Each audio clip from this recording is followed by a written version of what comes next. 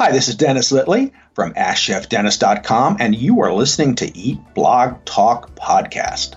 Hey, awesome food bloggers. Before we dig into this episode, I have a really quick favor to ask you.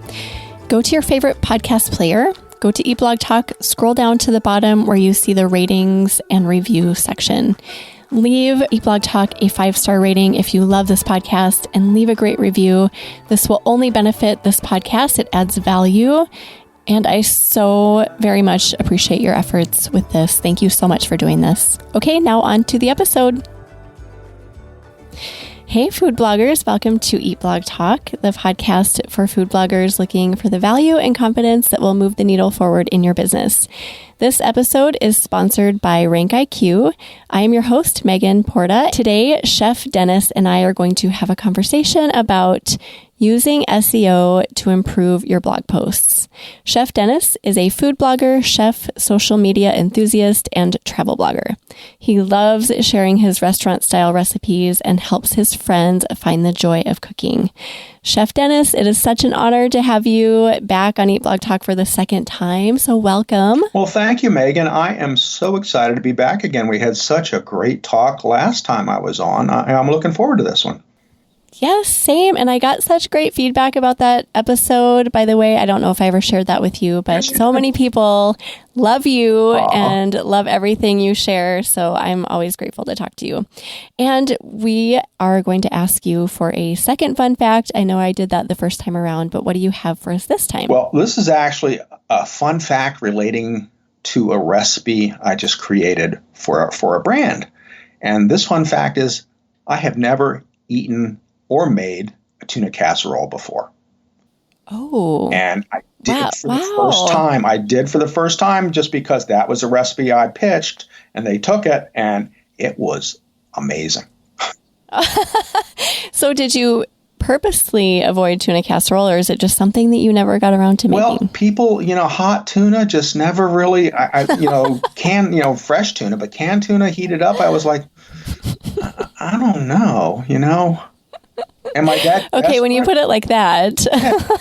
Isn't there anything else to eat? So, I did make it quite flavorful, I have to say. And I took the pictures and it was cold by the time I got to it. And I went, when I surprise myself with something, that is like a monumental day for me. Because, I create dishes and I know what they're supposed to taste like. And I always go, yeah, this is good. This is really good. But when I eat something, I go, oh my God. Yeah. Right. Yeah, so that was this moment. And, it's probably from all the other things I put into it, too. And it was really, really good tuna that I used. But, all of those other ingredients made up for the hot canned tuna. And, of course, cheese. Cheese always helps. Oh, yes. Cheese makes everything better. So that was a fact. Now I even put it in the blog post. I'm going to let you in a secret. I've never had or made one before. That is so funny. I love that. I love that you shared that. And now I'm never going to think of tuna casserole the same. Hot canned tuna. Okay, well, you are actually here to talk about SEO. I know you've really dug into this. You were mentioning before we started recording that you had kind of a traffic dip at the later part of last year in 2021. And so you've really tried to hone in on what can get you more traffic, and you've found such great ways to do that. So do you just want to talk through that? I would love for you to share that little bit with everyone before we get started with SEO specifically. Absolutely. It was, the pandemic, as crazy as the past 2 years have been, the beginning of the pandemic, I think traffic was off, RPMs were low, it was just not a good situation. And then all of a sudden, people realized that they could cook at home. And, they had to because they couldn't go out. And as they were cooking at home, they were looking for recipes. So, my traffic just blew up. I mean, it doubled basically. And, it was a great year. But now as normalcy comes back, and, I knew I wouldn't keep it all. It would have been unrealistic to think that I would. But I lost about 20 to 25%, somewhere in there, depending on the month. And that started in November, the dip. Well, actually, there was I think an update in Google that affected me a little. But, I don't know if it was so much because I have never been affected by any update before, which is, not bragging or anything. But, I have good people that I listen to and, do as and Casey. Casey tells me things, and I go, "Yes, master." Yeah. do or do not. There is no, but so I don't really know if it was the update and the fact that things were just returning to normal. So I had just had an audit with Casey, and on his recommendations, one of the things that he mentioned to me was that since he started doing audits for me, my links, had not improved. My links into my blog and stuff, that they were kind of stagnant. I gained some, I lost some, I gained some, I lost some, but there was never any great improvement, which wasn't helping me at all. And he says, you need to get on more podcasts. And I went, well, I was on a couple. He goes, well, a couple's not enough. He goes, you need to pretty much, talk to anybody that's willing to talk to you at this point. And I tried. There's a lot of free resources out there, and this is one of the things we're bringing back to. And I started doing some research, and I came across a company out of Denver called Kitcaster, and that's actually who scheduled this one with you for the second one. And they started getting me on a variety of different podcasts, and it's not only been fun, but it's broadening the scope of who's getting to listen to me. I was on one called Make It Cute, and we talked beforehand. I go, well, this is somebody completely different. It's a TikTok younger generation guy who, is talking to this old fogey about food blogging. And we found we had common ground in the fact that we both love to travel. We both love Paris and, different things. And then he goes, I'm going to ask you what your best recipe is, because I already know what it is. He goes, because everyone on TikTok talks about it as the gold standard. I went, really? I said, tiramisu? He goes, exactly. And I says, I had no idea. Wait, everyone on TikTok was talking about your tiramisu? Correct. My recipe as the gold standard for tiramisu.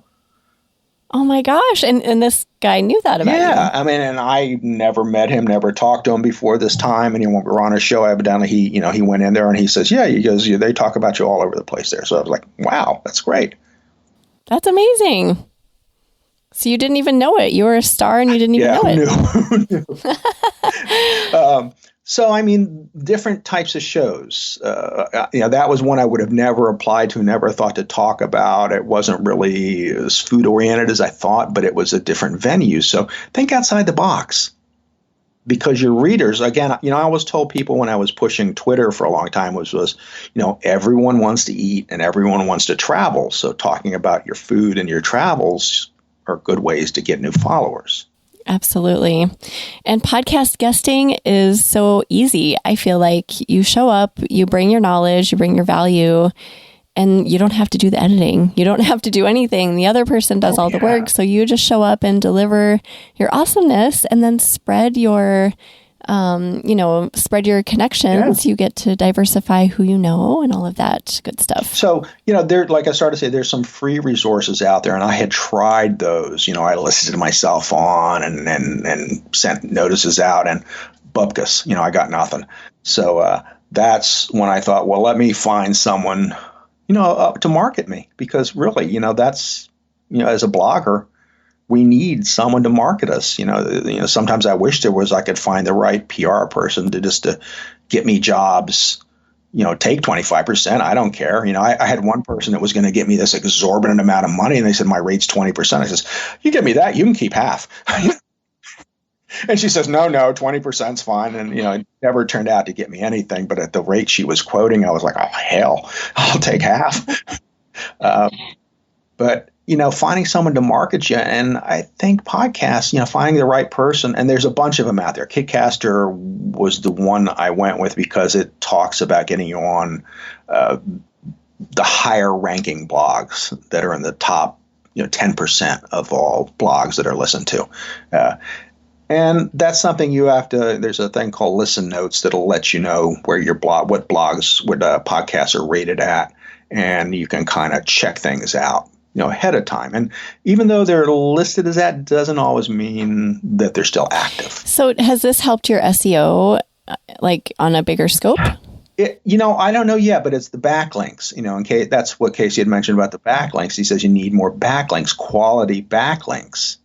So, he also referred me to Top Hat Rank, who, he does that webinar with on a regular basis with Andrew and oh my God, I'm trying to think of his name from Top Hat Rank. Arson. Yeah. And, so it was a natural tie, and it's someone he trusts. I trust Casey with my blog.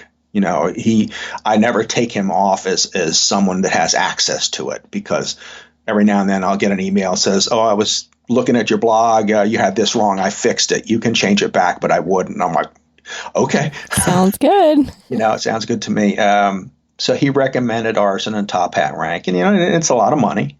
It's an investment, but at this stage of the game too, it's also like I was losing money, so I needed to learn how to make it back. And the old adage, to make money you have to spend money, is true. Yeah. And it's a hard. I always tell people, if you're using your income to put food on the table, it's a whole different strategy that you need to use. But if this is fun money, I bought a condo last year with it. Okay. Fun money. You can spend more money to make more money. Bad news this year was I went into a new tax bracket. Good news is I found more expenses. So, but then my wife goes, "So you hired all these people to get you more traffic so you make more money?" And I'm like, yeah, it doesn't really make sense, does it?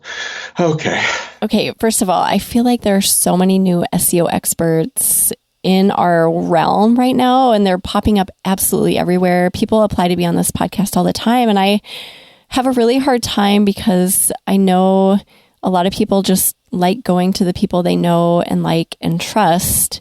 Like Casey, you mentioned, a lot of food bloggers love and trust him. So it's really hard to know which experts to listen to. Do you recommend finding your people and just sticking with them, or kind of looking around in all kind of areas of the SEO world? Well, I think it's important to diversify a little bit, because, God forbid something happened to Casey. We would, he loves his bacon and his bourbon. So God forbid, something happened to him. You'd be sitting there going, well, what am I going to do now?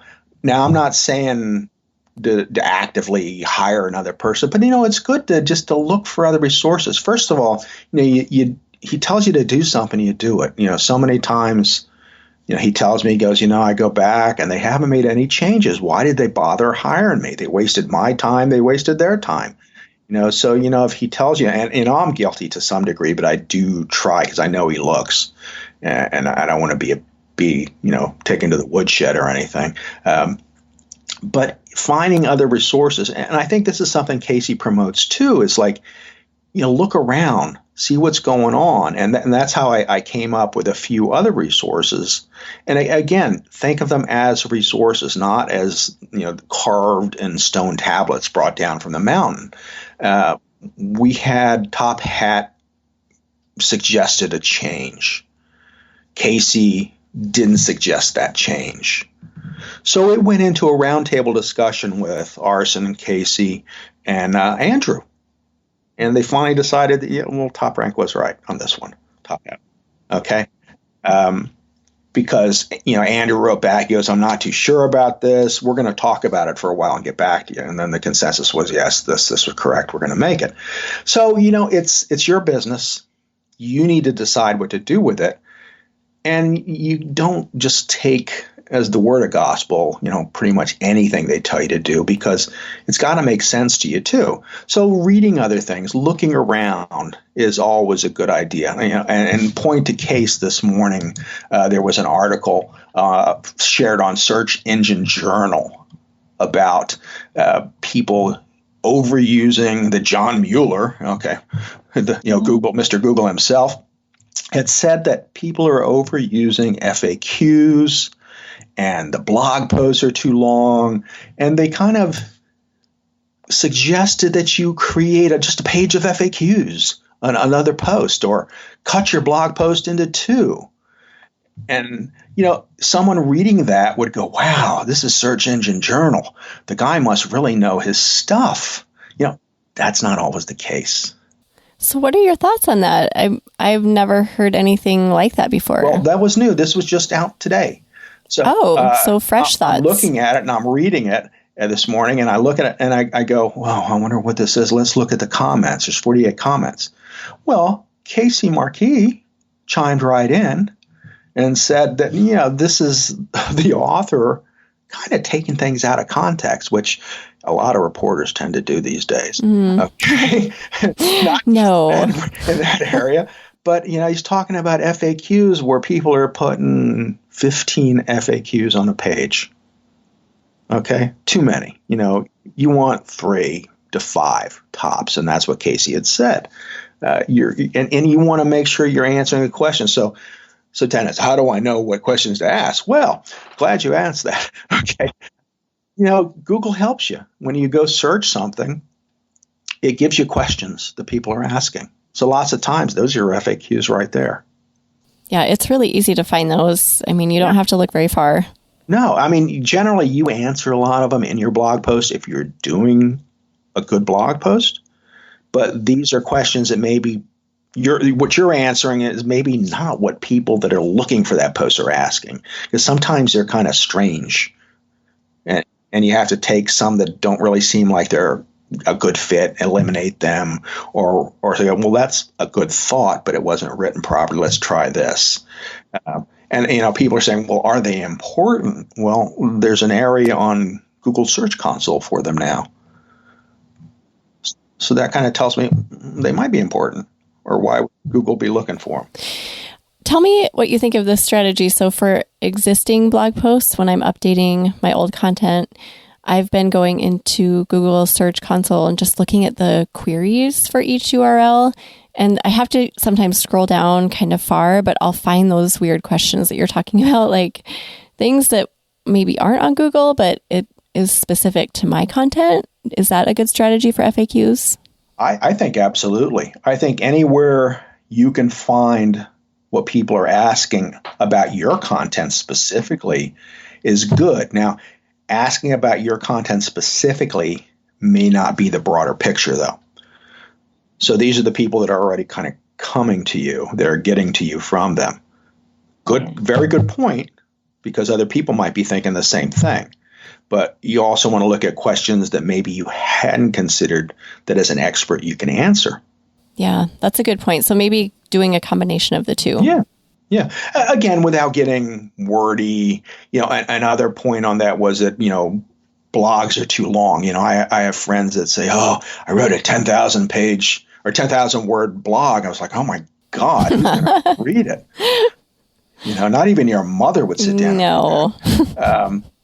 And it goes back to that we don't want your life story, just give me the damn recipe kind of philosophy. So, I think it's good to keep it a little human without, going overboard. It is a balance, right? It's such a hard line to walk sometimes, but you got to find that line, and you have to find what works for you. I know some bloggers who write a lot of words, and that's just kind of their standard, and some who go more on the leaner side. Yeah. So finding that balance for you.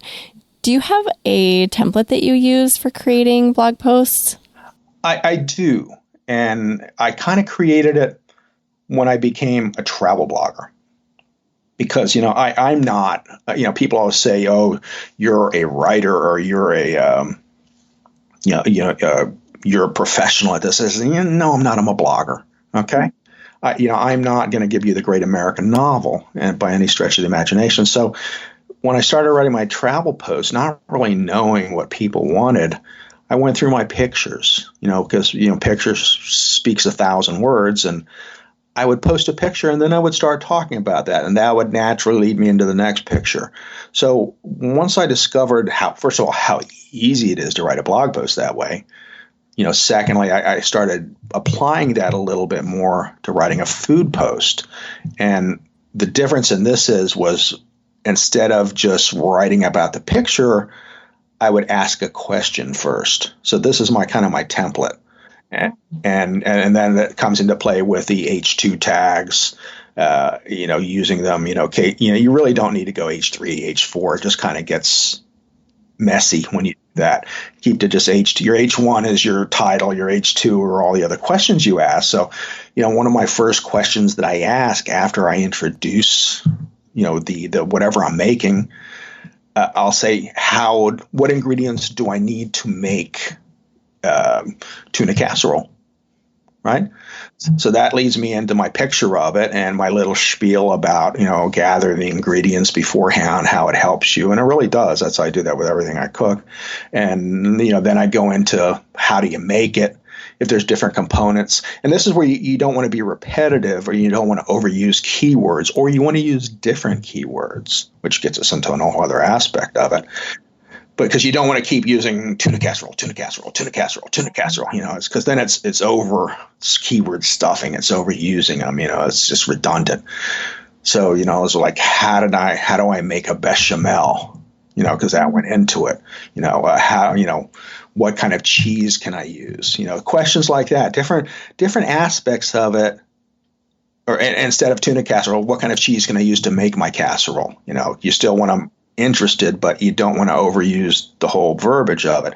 So you start asking questions, supply your images. I do like either groups of 4 or groups of 6, depending on how many step-by-steps I had.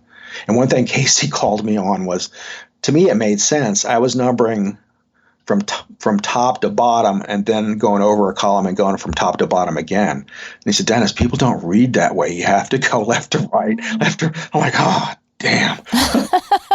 It made sense to me. He goes, well, you're the only one it makes sense to. Oh, that's funny. He called you out. He's very honest. He does. And I never take offense at anything because I know he's trying to help me. Absolutely. I have people who will say, well, he can't talk to me that way. And you go, yes, he can. You paid him to talk to you that way. Exactly. Right. That's what you want, right? When you pay for something, you want complete honesty. At least that's how I feel. Yeah. So, again, that's kind of my format. And I go down the pictures. You don't want to overuse images. Some people will put every step in a single picture. Well, it kind of drags it down. I know it opens up ad space and you're going to make higher RPMs. You're killing your reader. So you want to, it's got to be good for both of you. And there's a good mix between what's good for you and what's good for them. So, again, I think most people understand that. But then highlighting, the right pictures that you do want to share full frame and, and get good shots of that are really showcasing what you do. And that leads into the thing of, people are saying, why aren't my pictures showing up? Well, they're the wrong size.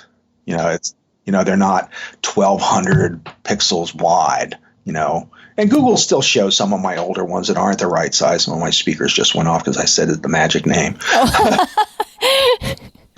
They listen all the time. That's hilarious. They're always listening. They're always on.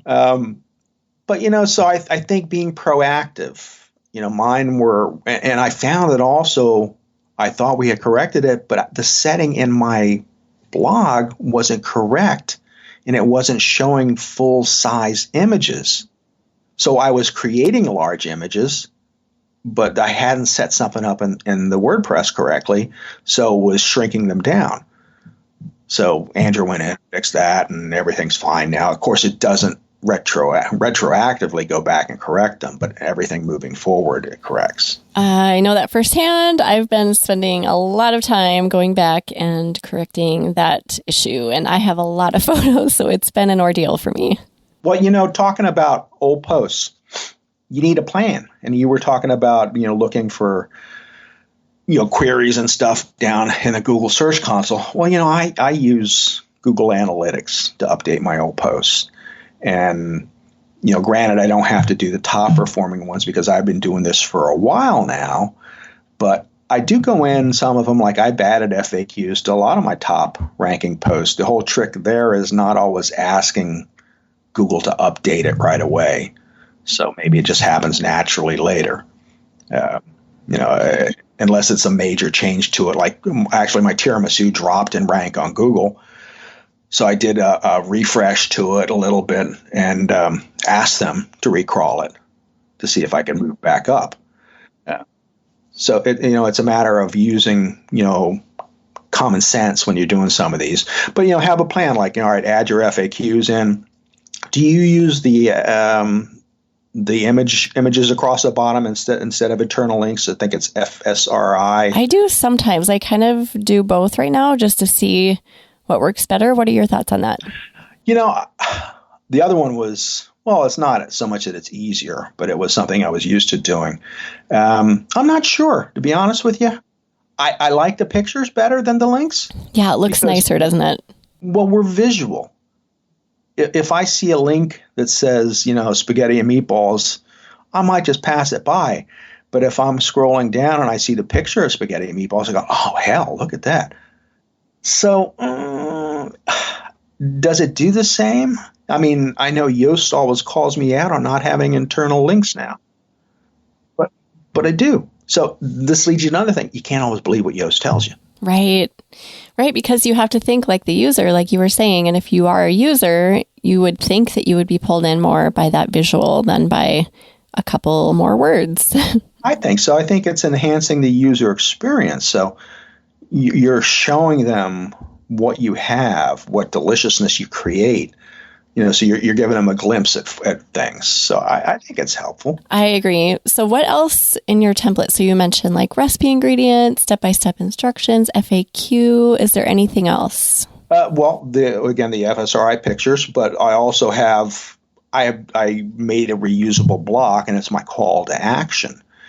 And in the call to action, it's, you may follow me, all the places you can follow me, or subscribe, with all the links. And then most importantly, if you made this and like it, please leave a rating. And when I started doing that, it was amazing how many ratings and comments I got just because I asked. That's great, because mine doesn't work. So how do you word yours? How do you magically get people to actually do this? I don't know. It wasn't rocket science. I think I probably copied it from somebody. I'm going to look yours up and right now. I had Andrew make me up a little template for it before, and it's a little highlighted block, but it actually says, it starts with the more recipes my call to action, more recipes you'll love, and sometimes I'll make it more salmon recipes or more chicken recipes or more desserts. And then there's a little block that's highlighted and says, did you make this? Please rate the recipe below. And then below that are all the subscribe and follow me's on it. And that's just inserted right above the recipe. That's like the last thing I put in. Yeah, it's very simple. Just 2 short sentences. So maybe that's your key. Just make it, I think mine might be too long. It's like 3 sentences, 3 lines. Yeah, again, people are little bit oriented and stuff. And they, again, if they see it, I'm not reading all that. It's that kind of mentality. It's like, give them a little bite. That's just like breaking up your paragraphs. It's not only, you don't break up your paragraphs only because you can get more ad placement. You break up your paragraphs because that's how people think and read these days. And knowing, not just keeping them plain, but using some italicized text, using some bold text, to make it stand out a little when they're reading it, especially on the phone because it's smaller. So, just little things that, you think may help them. If you're an expert in something, every now and then I'll throw in a chef dentist tip. It's like, if it's something that I think is really like, for me, it's like common sense. For other people, it's like, oh my God, I didn't know that. Kind of moment, an aha moment. So if you can give them some aha moments, that's what you want to do. You want to throw those in from time to time. Oh, that's a great point right there, giving people aha moments. So you point out your chef tips and not every recipe, or just when it seems natural? When it seems natural. Sometimes if I've got a lot of headers in there already, a lot of H2 tags, I'll just italicize it, bold it, and throw a little asterisk on it.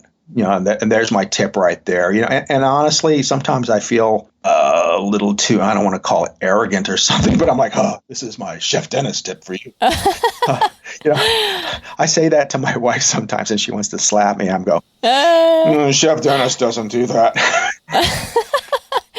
Anyone who knows Chef Dennis would not associate you with the word arrogant. So I don't think you need to worry about I tell her, I'm just kidding. She goes, well, I don't know about that. That's hilarious. So I just looked up your tiramisu, and this was one of your, when did you start blogging? 2009. So this probably came out in 2010. Yeah, that's so crazy. So that's why you have almost 2,000 comments on this post. Wow. Yeah. Yeah. We had to paginate those. I do believe that's the correct word for that. Well, I think that this looks amazing. So just a little side note, what makes your tiramisu different than other recipes? I use Kahlua, which I now see a lot of people use. Okay.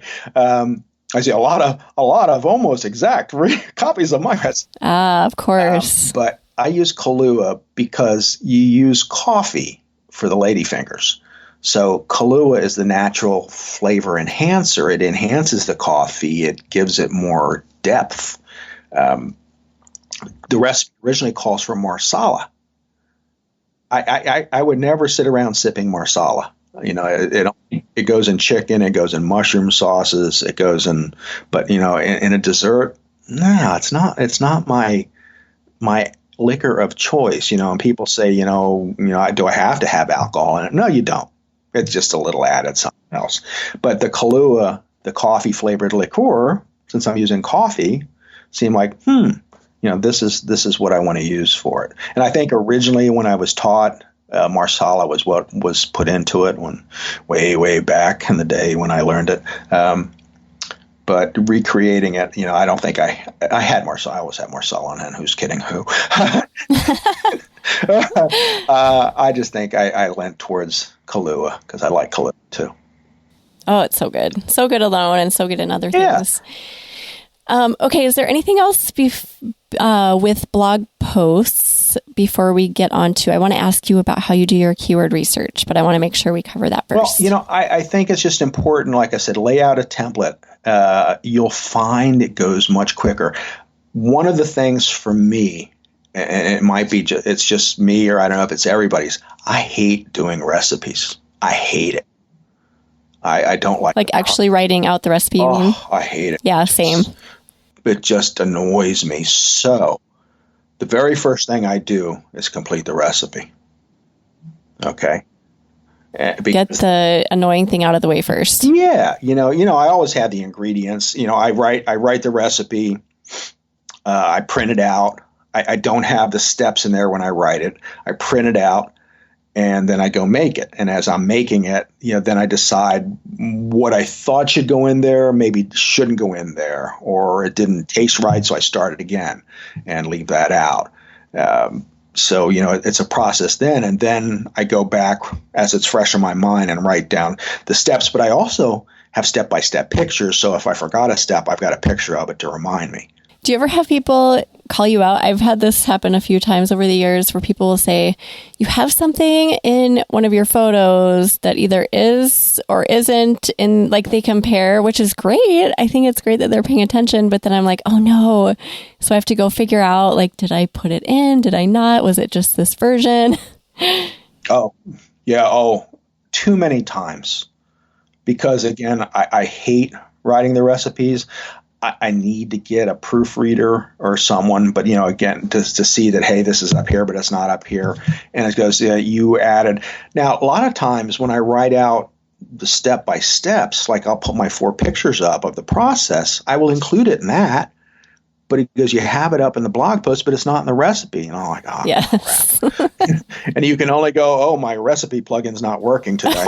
So many times, like the dog ate my homework kind of thing,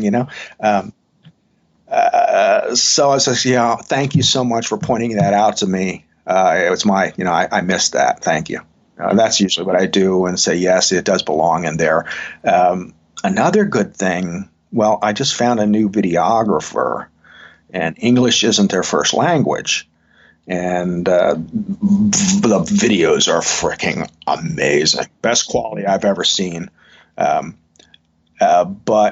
if I didn't write the recipe right, guess what? They're not going to fix it because they're writing it as so I had that happen on a couple. So good thing, bad thing. Bad thing, I got to go in and make sure that the recipes I'm giving them to recreate are right. Good thing, I'm making sure they're right. So when my readers make them, they're not questioning things. So, sometimes we write things in a hurry, or we write things and, I leave words out all the time, and Grammarly catches them, thankfully. So, it's just a matter of, it's an honest mistake. It's not something you did on purpose, but you got a lot on your plate. And if that's not your number one priority of writing the recipe, which it probably should be, you're going to miss things. Yeah. We're just human, right?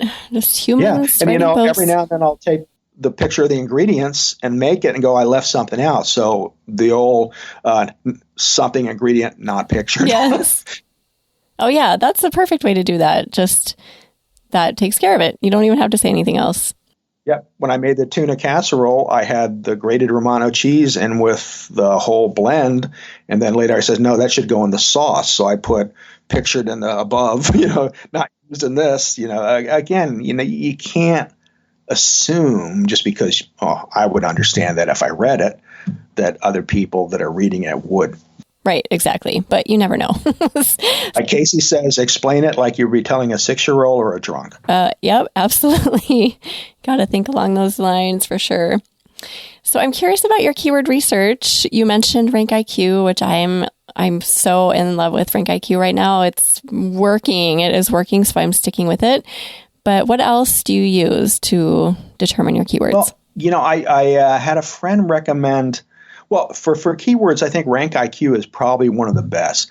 But then sometimes in the frequently asked questions, you might see a keyword that you weren't thinking of. But, Rank IQ covers a lot. I think that is the gold standard right now. Now, do you use their pre-written ones or do you put your own in? What do you mean by pre-written? Well, they're they have a list of. Right. So yeah, their database, I just use that right now. Do you? It takes too long. And sometimes it doesn't write, so I just put my title in and hope for the best. I see what you're saying. So you use the keyword, but then you kind of shift it a little bit? I know, if they had a keyword for it, I don't necessarily use their already rewritten version of it. I will put my blog post title of whatever I created, whatever I'm making, whatever my keyword is or my long tail keyword is. And do you run it through the optimizer that way? It's much work. Yeah. Okay. That's like, take the blog post and put it in there? No. Because that'll change how I write. And that'll, most of the time, Yoast tells me that my readability is not good. But that's how I write, and that's how I've been writing, and that's why people follow me. I don't want to be a cookie cutter blog post. If I was doing another blog and all I was doing was assimilating information and passing it, then that would be fine. But I want to keep my humanity in it. Like I have photographers that work for me, and all I want is their raw images because I want to put my eyes your stamp on how it should look. Yeah. No, I understand that. So I rarely run existing blog posts through the optimizer because of that, but I do start writing new content and I put it through there, and somehow maybe it's just a mental thing for me, but it works that way because I write it, put it in the optimizer written, and then I shift things or I change things according to suggested words. And I only do it if it's authentic. I don't keyword stuff. I don't put things in that don't make sense to me. And I don't always get that top grade, but at least I try to tweak it a little bit, if that makes sense. Oh, absolutely. And I think, again, you use what works for you. You use what you're comfortable with. These are suggestions. They're very good suggestions. But again, and at the end of the day, they're suggestions because it's your business. And sometimes what other people do isn't necessarily what you want to do or what will set you apart. And again, I'm not trying to take over the world, in a blog, place, be number one in everything or overtake the Food Network or, some of these all recipes, that's impossible. but I want people to come to me for authenticity, for how I write, and for what I give them.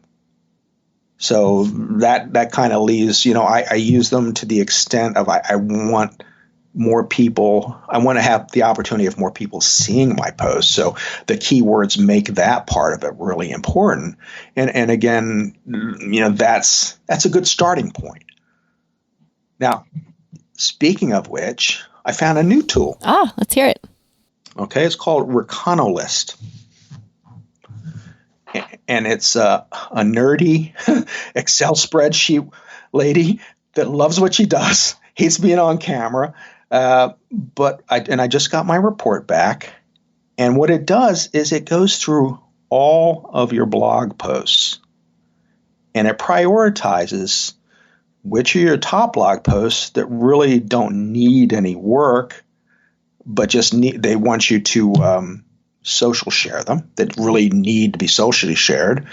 And then it lists the other it finds blog posts that you could rank for if you did a little work to them. Oh, okay. Yeah. Can you spell that? Because I can't find it. Sure.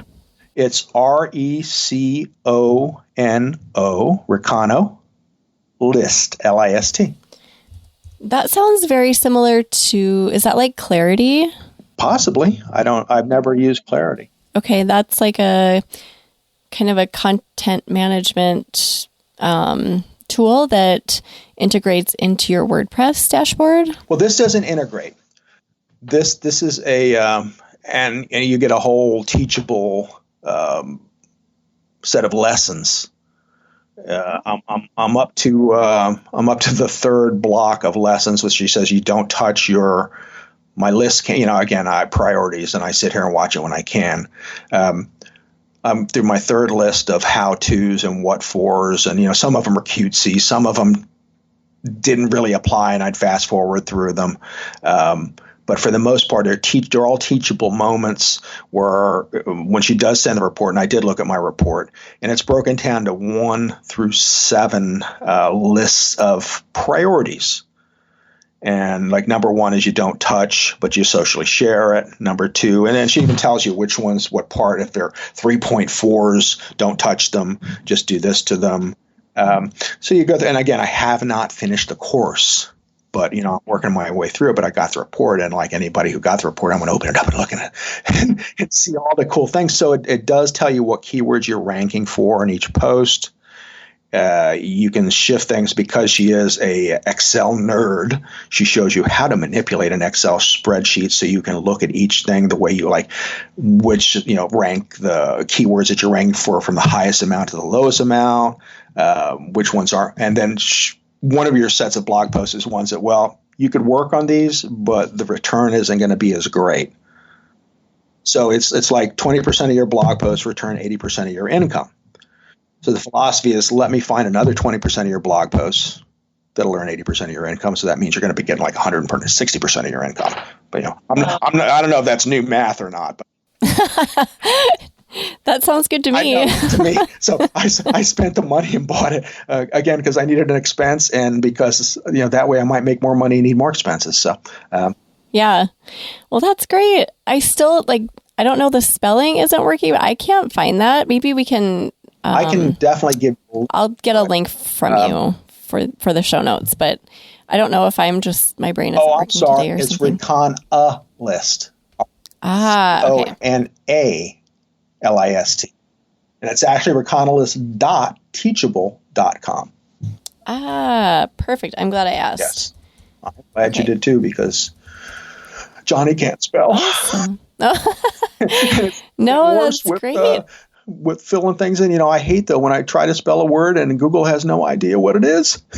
Yeah, you're like, come on, read my mind, Google. Why aren't you doing that? No, that's how badly I spelled it. This is great. What a great resource. I'm sure some people will check this out. Actually, another blogger friend says she had done work with her and said, she took her course and decided to try it out. And again, that's not as much as a Casey audit. But it's a way, if you can improve 20% of your blog posts to get them, can you imagine? No, I can't. That's a lot of my blog posts. That would be amazing. So, yeah, even if you got 5% of them to rank, that's still a lot, in terms of what you got. So, it's like if you nerd out on this stuff, you are going to be drooling because she provides a lot of information. Oh gosh, I'm tempted. I'm looking at this That's now. really, really easily usable, actionable. And also, guess what she tells you? What months you should promote it. What? Yes. Oh my goodness. She tells you what months, because evidently they go back. I don't know how she does this, but figured out what months is when it hits properly. So you want to do it 2 months beforehand. You break down, you click on this little part of it and it drops it down to show you which of your number ones, which of your number twos. So you can eliminate those and you work on your number threes. If it's overwhelming because you have 47 blog posts this month, she says, well, do this, and now you've got 6. These are the 6 you really should work on. Wow. Okay. That is so awesome. I'm really glad you mentioned that. I'm going to put that on my middle burner. Yeah. That's what I thought. This is something, if it worked, it would be wonderful. If it didn't, well, it might give me, when I used to go to travel conferences or other conferences, I says, if I came away with one really actionable thing, it was worth it. If I came home with 3, it was bonus time.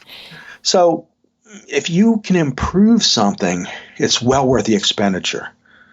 I also dived back into Pinterest because Pinterest has been. Oh, you did? Okay, let's hear about that. How's that going? Just started. And with Pinterest, you can't expect overnight results. But I hired a new Pinterest person, and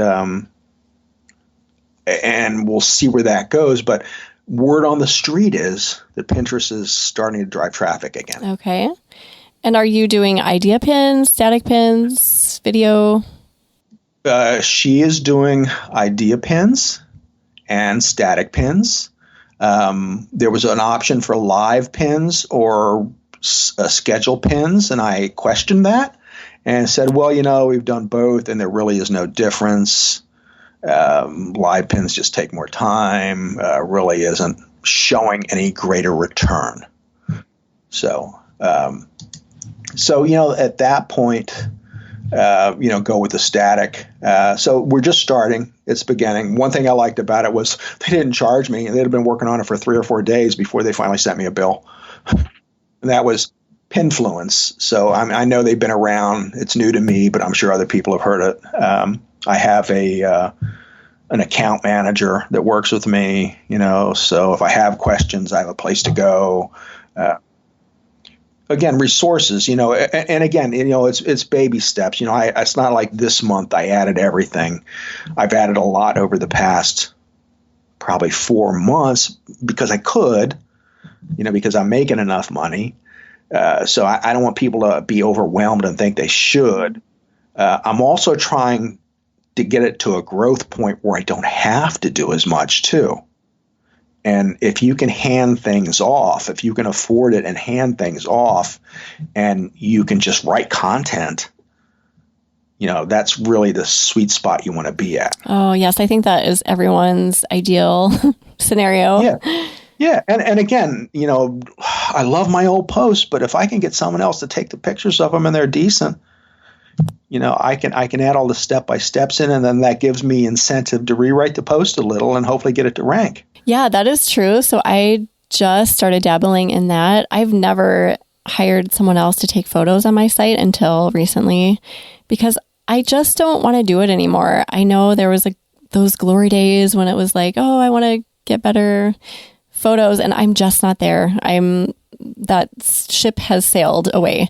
So it's a lot, right? It's a difficult proposition to find someone that you're comfortable with that kind of gives you the look. It's not going to be yours. Like I look at their pictures and like staging. Oh, it's so much better than me because I don't stage. Same. Somebody had me one time and they wanted me to do a tablescape, and I wrote back says, "Have you ever seen Chef Dennis do any tablescapes?" Seriously? Or what is a tablescape? Yeah. So anyway, like really? Have you looked at my blog? I use white plates. Yes. But they put napkins in and tools, and I go, hey, it looks really nice, So, but sometimes, everybody wants to use electronic light. I hate that. Hate it. It's difficult to find someone that can use it properly. And that's where I struggle. I mean, I've just hired 2 new photographers on test basis. And again, some of them I wrote back and said, I'm sorry, I can't use you. And you have to pay them up front. And it's like, I can't even use these images. They're that bad. Well, that's not good. I've only had to do that twice. Yeah. But you definitely want it to incorporate into your brand. That's the point. Yeah. Yeah. Again. Yeah. So finding the right person isn't always easy. And sometimes finding the right person means that they're going to cost twice as much. And that's, again, something you have to take into account. You have to, come to terms with. Because, I tell people write me, says, we want you to post this. I said, well, this is my price. And they go, oh, no, we only want to pay you this. And I says, well, have fun. Good luck. You know what you have to stick to your price. That's not cool for someone to say, well, you're not worth that, but I'll give you this. Yeah. I yelled at someone the other day. It was not the other day. It was after I'd been off my knee surgery, and I was in a little bit of pain. I was in a good mood, and I told him what the price was, and he says, I'd like to talk to you about it. And I said, okay, great. He says, well, we don't want to pay you. We just want to give you this. I says, I told you what the price is. You just wasted my time. Oh my gosh. And I think I ripped him a little. And my wife says, what happened? I says, I'm a little bit of pain. That's all right. But you can only hear that so many times. We're like, why are you wasting my time? Absolutely. That is not okay. Not okay. But in terms of paying others now, so when she says, it's $300 or $350 for the reshoot, I got to go, well, if it's worth it, that's what you get, because this is what I get. So how can I tell you you're not worth that? Kind of pay them what they deserve. Absolutely. Kind of. Yep. You were saying this earlier, that when you find someone who takes great images for you, it's kind of like a little nudge to update those old posts. And that's my strategy, is that if I wait for myself to get around to taking the photos, it's not going to happen anytime soon. But if someone else is delivering brand new photos to me, then I'm going to go in and update my old content. I have probably 10 sets of images that I haven't gotten to yet. So, if I'm going to have back surgery. So if I have back surgery and I can't do anything, I can sit here and do my images, and I have posts that I can rewrite and redo. But that is definitely number one, because like when I was doing posts before and I had maybe 3 pictures in there of all finished images, there wasn't a lot of text. There was no H2 tags. There was no call to action. There was no questions being answered, no FAQs. Again, I go back to my philosophy of the template, and how I learned to write according to the picture from being a travel blogger. So I know how I start it. You kind of give them a little bit, this is what I'm making, yada, yada, yada. Picture of the food, another little quip about the food, and then what do I use? And then I just start the template. So it goes pretty quick. And number one, the recipe's already done. So the hard part for me is done. I've gone in a couple times and adjusted the recipe a little bit based on how I know I have made it since. It's something that's an old post that's not ranking. It's ugly as hell. It's short. And I have a couple that are ranking that are ugly as hell and short. And I'm like, I got to fix them. There's money in the bank sitting to be made with these posts if I make them longer. Exactly. That's the thing, is that when things sit kind of either in draft or on your computer, it's like, oh my gosh, I have to get these out. This is money, right? Money in the bank. And again, think of that in terms of when you hire a photographer, as if they want $300 and your RPM is $30, that means you have to get 10,000 sessions to pay for that, 10,000 clicks through. So if you can rank, that's not a lot. I like how you translated that to math. I would never have been able to do that. Yeah. And, if your RPMs are higher, mine are higher, but if they're higher, then you make it up faster. And it's the same thing with top hat rank. Okay, they get you. They tell you what keywords you should add. Like I had fried shrimp, and they said you have to put the word crispy in there a few times. You have to put this word in here a couple times. They looked at one thing they told me that conflicted a little with Casey was the SEO title and your blog title don't need to be the same. See, now Casey swears they do, but they said they should, but they can be off changed a word, like instead of authentic or easy. They had me put easy in my tiramisu. I said, well, it is easy, but I never thought of it in those terms because people are looking for easy. Just like I added a new section to my blog with 30-minute meals because half of them are, but I never thought of telling people that they were. Yeah, so it's a matter of finding a process, and if you look at it all at once, you're going to go, oh my God, just give me that alcohol quick. I can't deal with this.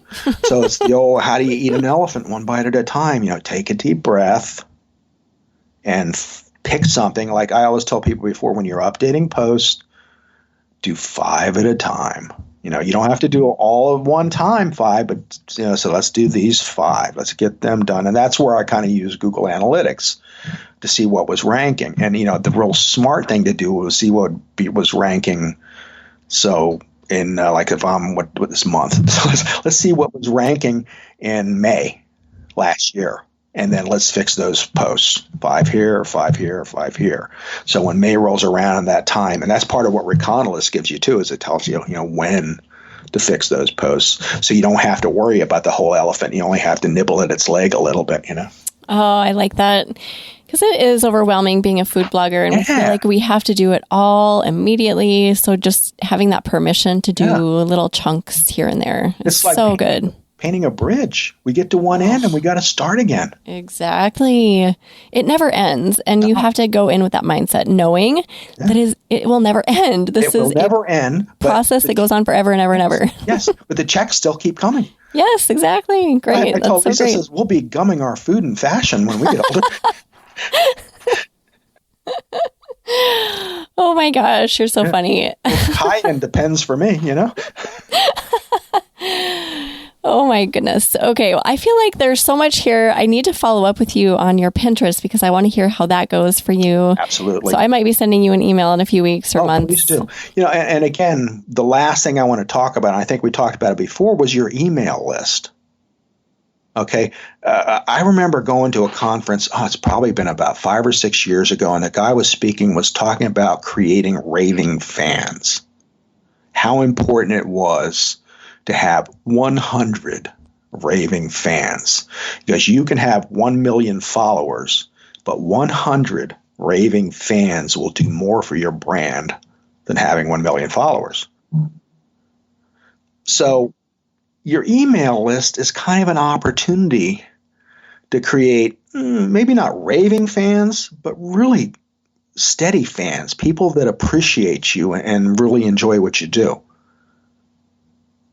So finding a way to get that message across, and I have an amazing email person, and I was actually going to see about if you'd like to have her on your show one time. Oh, yes. She has done, like I said, I'm with her help and with her guidance. And again, it's a two-way street. It's communication. She'll send something. Like the email this week was, are you feeling lucky? And I'm like, what? How about everybody's, and usually she's on the money. I said, but this is, how about everybody's Irish on St. Patrick's Day instead? Are you feeling lucky? Because I don't know if I get that. That email might go to spam instead. That's hilarious. Yeah, exactly. Yeah. That might go to the wrong spot. Right. But she has set, the drip campaigns up. Now we've got a new thing. I'm done with people that don't open my emails. I'm done with people that open them but never click through. I want raving fans. I want people that actually make my recipes, that are going to leave me comments, that are going to make it, and they're going to, because once they make something, they're going to go back and make something else because it works. It's never just a one for. that was really good. Let's see what else he has. I get this. I have a couple that write to me every week and says, I'm making this week. I'm making this week. Oh, I made that last week. It was wonderful. Or, have you ever made it in an air fryer? I said, no, Chef Dennis doesn't use an air fryer. I tried. I really, really, really wanted to like it. I really did. Just you tried. You gave it a shot. Not my wheelhouse. It stunk up the house. Okay. Oh. It was like, oh my God, stuff was delicious, but this, no, let's just use the oven. But anyway, but she'll tell me, I made your roast rack of pork. And I said, how did you do it? Tell me more. Write it down next time. Include it in my recipe. Oh, for sure. That's great. And again, that's when we talk about updating. You may not necessarily have made it in an Instapot or an air fryer, but a lot of it is just common sense when you give instructions. You kind of know, how long or what it should be like. And I used it just so I get familiar with it and would understand how it worked and how things could be made in it. Same thing with an Instapot. I did that, and then I sold the Instapot. Oh, you did? Oh my gosh. The way it's like, I don't want this thing in the house. But, if you like it, that's fine. Yes, right. It's like sous vide. I never got into that. It's like, but if you like it, embrace it, right? Embrace it. Yeah. Use it. Run with it. So you recommend people go through their email lists and just do a cleanup so they get higher open rates and engagement and all of that good stuff. Yeah, absolutely. Because, those are the people, why spend money? Again, I used to think of having all these things on my blog, my Instagram pictures, my Facebook or Twitter things and different stuff. It was junk. It was, just like when we used to have those big pictures across the top of our blog that moved, it was awful. I remember that. Yeah, well, everybody had them, but it was terrible. The first thing Casey did was turn that off right away. Right? Yes, master. Okay. But, I call them ego things. It's really not doing anything for anybody but you when you look at it and you go, oh, aren't I a good photographer? Look at that. Oh, look at all the followers I have. Oh, yeah. Worship me. It's so indulgent, but it's pretty. Yeah, and at the end of the day, I think I hyperventilated the first time I looked at my post, my blog on my phone, and went, "Oh my God, what is that? What is that?" And I went in and just stripped it bare, except for what I need. So it's same thing with an email list. Get the people that are actually doing you good, so you don't have to pay for the ones that aren't. Ooh, that's good right there. Now, once you've stripped it down, let's start a campaign. Okay, Facebook is a great place to start a campaign for followers. I ran a heavy duty over the top one November, December, and January, and then I turned it down and cut the costs on it and brought it back down to a reasonable level. But I was running them really a high level, spending a lot of money, and I was getting 150, 200 subscribers a day.